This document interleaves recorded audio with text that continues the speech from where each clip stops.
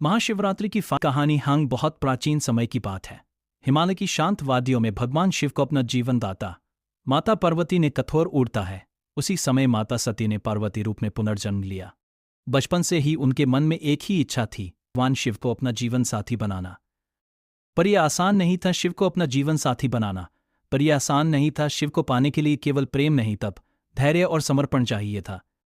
समर्थन ना शिव को अपना जीवन दाता माता पार्वती ने कठोर तपस्या शुरू की। ठंड गर्मी सब सहा, उनका संकल्प अडिग था।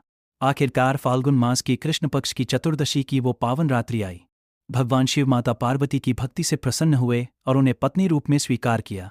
उसी दिव्य रात्रि को महाशिवरात्रि कहा गया। लेकिन यह कथा यहीं समाप्त नहीं होती। इसी रात्रि से जुड़ी एक और महान घटना है, समुद्र मंथन। जब देवता और दानव समुद्र मंथन कर रहे थे, तब सबसे पहले भयंकर हलाहल विष निकला। वह इतना विशेषा था कि पूरे संसार का नाश कर सकता था। सब भयभीत हो गए, इसलिए माता पार्वती ने उनका कंठ दबा लिया।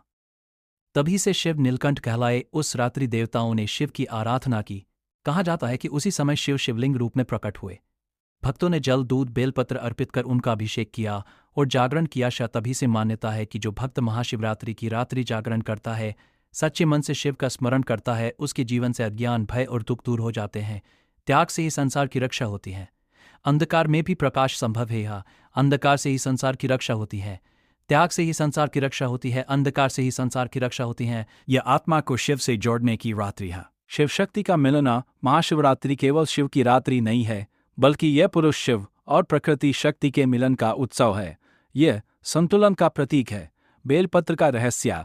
3 पत्तियों वाला बेलपत्र सत्व, रज और तम, इन 3 गुणों के समर्पण का प्रतीक है।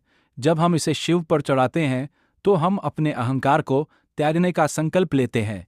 सत्यम शिवी कल्याण है और शिवी सुंदरता है।